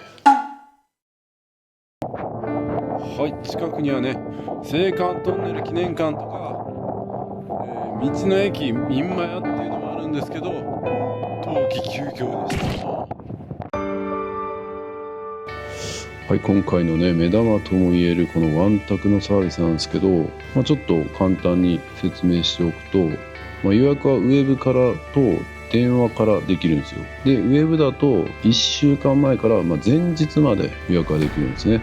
で今回みたいに、結構直前に連絡したい場合はもう基本電話予約受付で、当日の60分前までっていうことになってるんですね。で僕はちょうど2時にワンタクこのフリー便をね予約してたんですけど、ちょっとそのお風呂に入れなかったことで時間早めたいなと思って、電話したらその1時間までだったら帰れるということで、今12時半なんで1時半に変更はできました。はい、でこの電話予約受付だと結構もう予約混み合ってくるんで、基本このやっぱ1週間前ぐらいにウェブ予約することをお勧めします。今ホテルのロビーで待ってたら急になんか何かが通るような音がしたんで、よく見てみるとここのホテルの直下に青函トンネルが通ってて、新幹線が通過予想時刻に天井の照明が七色に変わりお知らせします。さっき光ったんですよね。ちょうど時間的に1時、そう確かにそうですね、1時22分はやぶさ22号が今通ったところですね。次見ようと思ったらあと2時間後ですね。3時22分、もう見れなくなってしまったな。この下真下通ってるんや。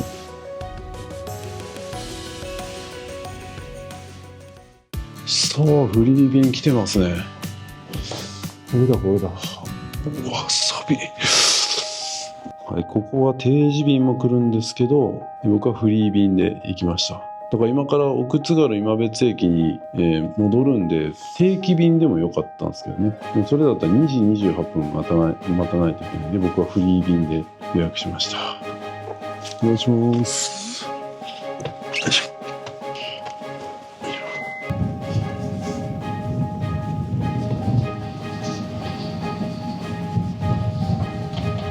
フリー便の予約って多いですか？その日の便の時は、はいどうなんですか？はい。違いますか？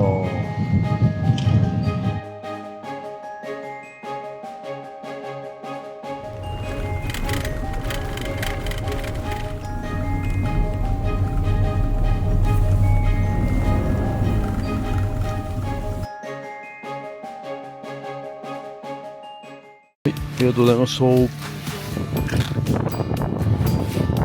スタート地点到着しましたね。また明日もここからスタートする予定なんですけど、風強っ。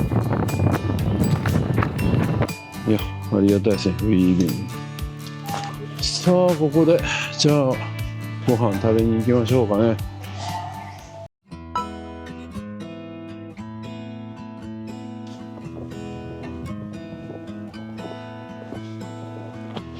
さあ、また起きました。お腹すいた、お腹すいた。さっき食べたばっかりやのにな。今別牛。さあ、わざわざ、今別牛を食べに来ましたが、嘘だろ？マジかよ。今別牛、フランステーキ、本日はお休み。悔しすぎます。これかな、今別牛焼肉定食か、なんかこの奥津軽べこ鍋定食っていうの気になる。ボタン鍋定食とか、もずくうどん、なんかここで売ってたもずくうどん使ってるイノシシヘルシー丼も気になるな。ステーキの休みの日があったんですね。今日まさに休みよ。だから最終日に函館に向かうんで、その手前でリベンジしますか。べこ鍋定食とはうまそう。は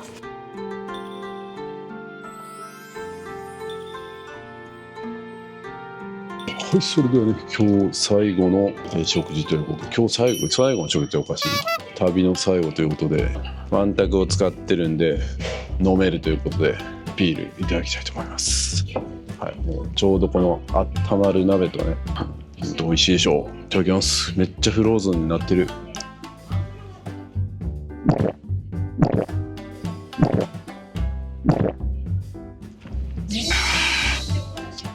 最高やな。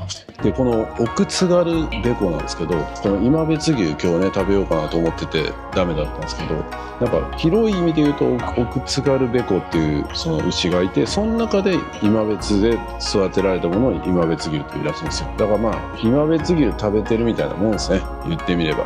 同じ牛です。マグロと一緒ですね。どこで上がるかみたいな。いただきます。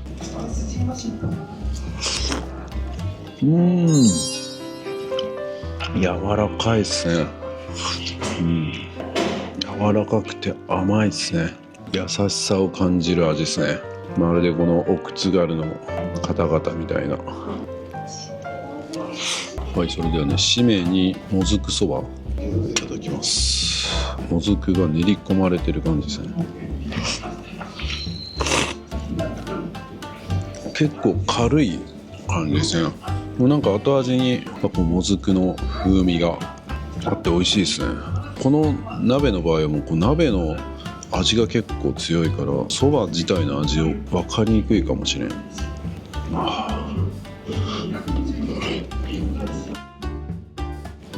いや僕数時間前に龍飛崎の方でうどんを食べた後なんですけど、普通に食べれちゃいますね。それぐらいうまいってことですね。うまいもんは無限に食べれますね。いやー最高な旅でしたね。この奥津軽の今回はその龍飛崎の方ね、そっちの方を中心に回りましたけども、皆さんの目にはどのように映ったでしょうか。なんか離島感もねやっぱりすごくあって、街歩きしてるだけでもそこに住んでる人たちの空気感も感じながら、めちゃめちゃ見どころあったし、義経の伝説をたどるのも面白いし、単純にこう景色を楽しむみたいな感じでも面白いし、なんといってもやっぱマグロとかいろんな食べ物も全部うまいし、いや見どころめちゃめちゃあるなと思いますね。電車廃線になってそのまま行けなくなったらね、めちゃめちゃもったいない地域ですけど、ワンタクっていうサービスで今までよりも便利に行けるようになってますし、これは一生に一度は行かないといけない場所だなと思いましたね。本当最高でした。でまた明日から反対側ね、東側行きますけど、期待が高まります。ぜひ合わせてね見ていただければと思います。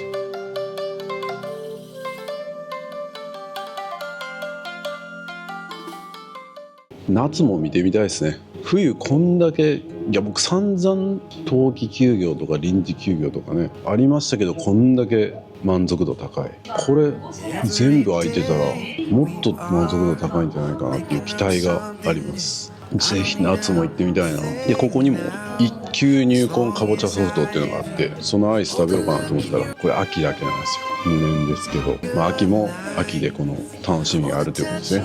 夏は夏で楽しみがある。最後エンディングらしく晴れてきましたね。素晴らしいですね。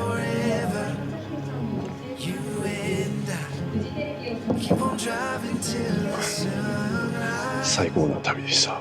いかがでしたでしょうか。青森の中でもね、皆さん名前は知ってるとは思うんですけども、なかなか行かない場所でしたが、まさに秘境ではありませんでしたでしょうか。至高のマグロ、そして至高の絶景、そしてこういうね雪景色もなかなか貴重で見応えがありました。夏場に行っても素晴らしい旅ができると思います。ぜひ皆様も足を運んでみてください。このような動画をもっと出してほしいと思ったら、皆様のいいねコメントをお願いいたします。メンバーシップではここでは絶対に言えない旅の裏話や近況報告を毎週ノーカットで公開させていただいております。メンバーも続々増えておりますので、皆様の参加をぜひお待ちしております。 LINE 登録でお得な情報を配信いたします。登録お願いします。僕と一緒に仕事したい方はぜひ気軽にメッセージください。詳しくは概要欄をご覧ください。人気の気流リュックモーリーショップで買えます。旅行にめちゃくちゃ便利です。皆さん旅行行くのにキルリュック使ってますか？これ今僕着てるんですけど、見てください。これパッと見そんななんか物入ってるように見えないですけど、実はめっちゃ物入ってます。財布はここに入ってますし、名刺、パスポート、イヤホンも必要ですね。急にスイッチやりたくなったら任天堂スイッチあります。で対戦したいなって言ったらもう1本入ってます。それ入れても薄いんです。そして鍵ね、車の鍵つけたりとか財布だったりとかも入れることができます。財布何個入れんねんって話ですけどね。そして外側にももちろんポケットが2つついておりまして、除菌シートだったりとかも入れれますし、なんと後ろにですねペットボトルもですねこう入れることができるんですよ。これだけでもめっちゃ入るやんって思うけど、なんとこの後ろにですねパソコンまでね、これだけ物が入ったらもう旅行先でご飯食べに出かけよう、でもスイッチやりたいかもしれんし、仕事ももしかしたら入るかもしれん、喉も渇くかもしれんみたいな、そんな心配性なあなたでも全部入れていきます。リュックとか背負ったらスリにあったり怖いじゃないですか。キルリュック旅行する人には絶対必須です。旅は自己投資。気流リュックベストの新作気流リュック2も出ました。ここにはポケット追加されまして、さらにサイドファスナーだったりとか隠しポケットも追加になってめちゃくちゃパワーアップしてます。肩幅も細くなって女性の方でも着やすくなってます。ブラックとネイビーどちらか好きな方をどうぞ。旅は自己投資。僕のことをもっと知りたい方はサブチャンネルをチェックをお願いいたします。